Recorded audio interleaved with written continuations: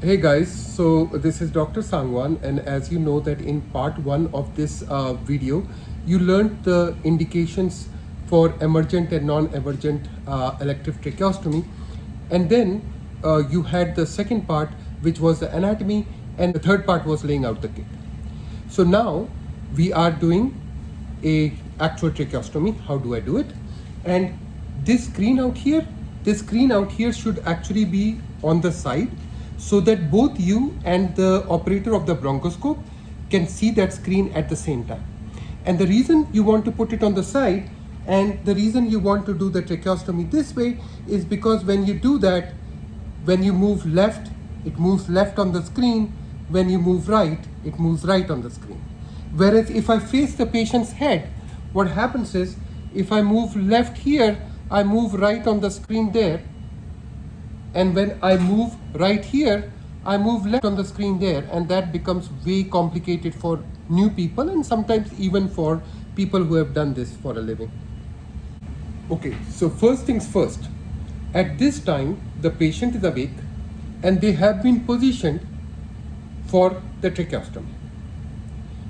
I'm just looking because I have not made the decision yet about whether I will or I will not do tracheostomy. At this point, the patient is intubated, but the patient does not have any bronchoscope inside because I don't need it at this point. So, after cleaning up and putting in gel, I'm going to do the ultrasound. And look at this. The shape of the thyroid cartilage on an ultrasound is unmistakable.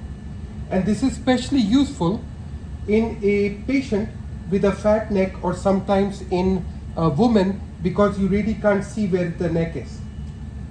Then you have a gap. The gap is your cricothyroid membrane. See, there is no bone there. And you can almost see the tube in here. Then you come down, the next full cartilage is the cricoid cartilage. And then you keep coming down until you're going to see the tracheal rings one by one. And what you're also trying to do is not have any blood vessels in your way, so you can always put the color Doppler. It is also okay to try to get a sideways look on the patient just to see what your orientation is as far as the longitudinal lie of your tracheostomy goes. Now that the ultrasound is done, I'm going to wash my hands. I'm going to wear my mask, my cap, my gown. And now the patient will get, propofol doesn't matter, will get about 100 of fentanyl, okay? And then will definitely get rocuronium. And now when the patient is in controlled ventilation, your fellow or your assistant will go in with the bronchoscope, reach the end of the tube as shown, and then pull the tube back as shown until we reach a point where the eye of the Murphy is right at or above the cricoid cartilage. Before I wear my gloves, before I wear my sterile gloves, I am going to palpate the thyroid cartilage, palpate the cricothyroid membrane, palpate the bottom of the cricoid, first ring, second ring, third ring, and fourth ring, because I'm not going below the fourth ring, and usually at this time the sternum. Now I'm also going to hold the trachea inside and mark the center line of my tracheostomy, making sure that I'm not moving the skin, because if I pull the skin too much and the skin comes back, the line becomes crooked. So I'm going to feel, center, feel, center, feel, center. Good job. Okay. Now I'm going to wear my gloves, and since I'm wearing my gloves now, I cannot touch anything without it being sterilized. So I'm going to do this whole thing right here, and then once I have got everything in increasing circles, once I have got everything, I am going to take the drape and I'm going to put it onto the patient. In our case, just for convenience, I'm not going to open the drape completely. Okay.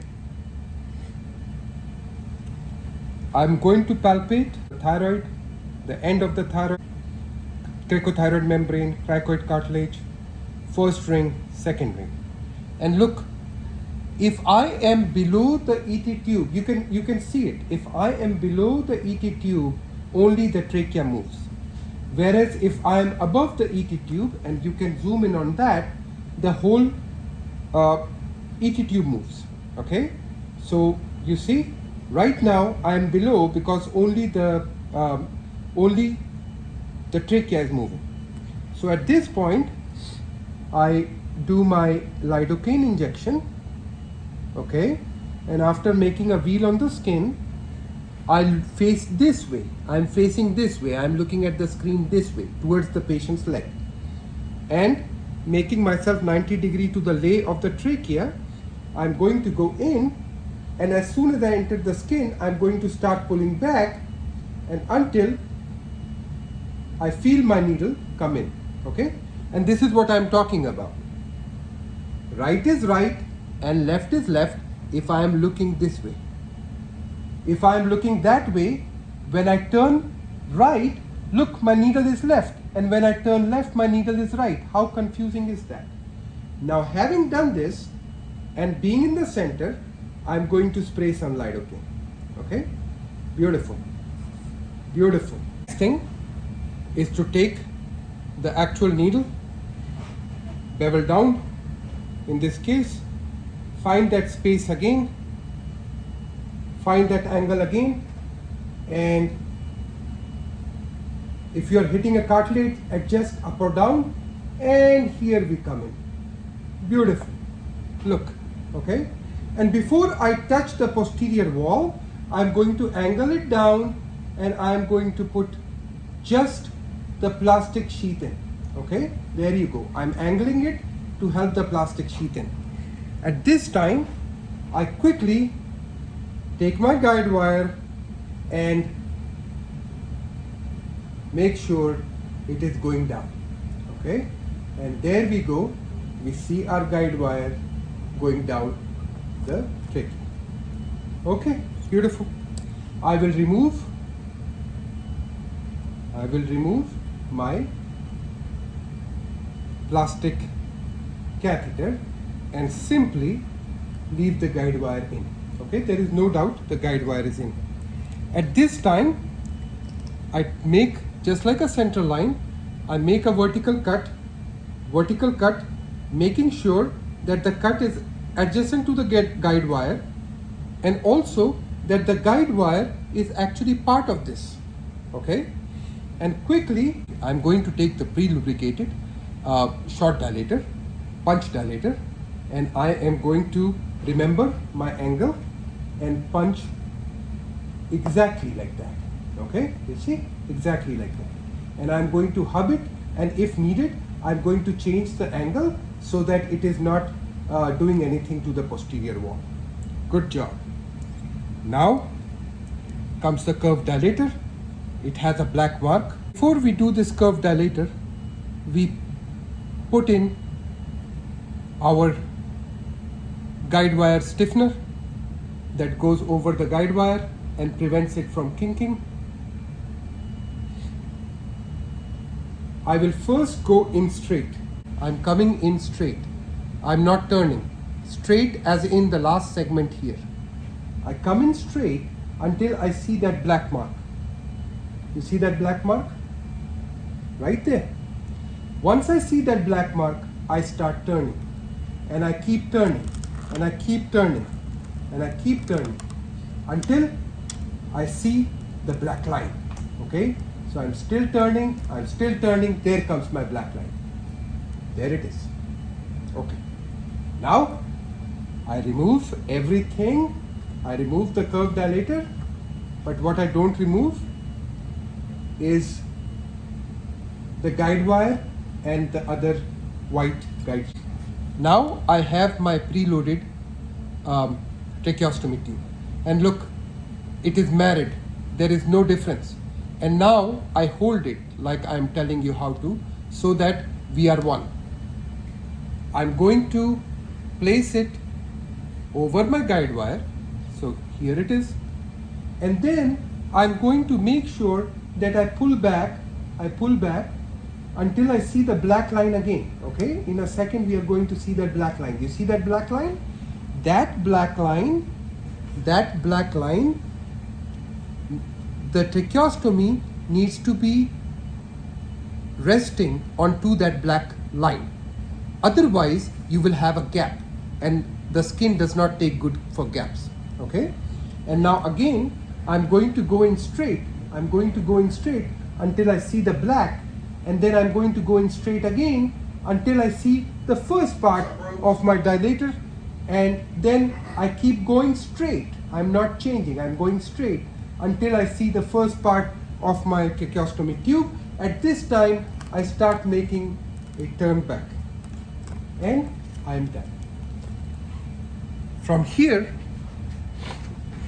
my bronchoscopist now will go forward and make sure that my tube is exactly where it is supposed to be. At this time, I am going to inflate the tube, and when I do that, I immediately need to change my ventilator to the tracheostomy tube, because if I don't do that, the patient is not breathing. Last thing you want to do at this time is that you want to get inside the tracheostomy tube and make sure that there is no bleeding beyond the balloon. That's number one. And the second thing you want to do is that when you look at the edge of the tracheostomy tube, it should lie not touching the anterior or digging in the posterior wall, but inside. And if that is not happening, you have to think about whether you want to do a longer, a shorter, or a distal or a proximal tracheostomy tube, so that that angle is not, the end of the tracheostomy tube is not digging anywhere. And that's the end of your procedure.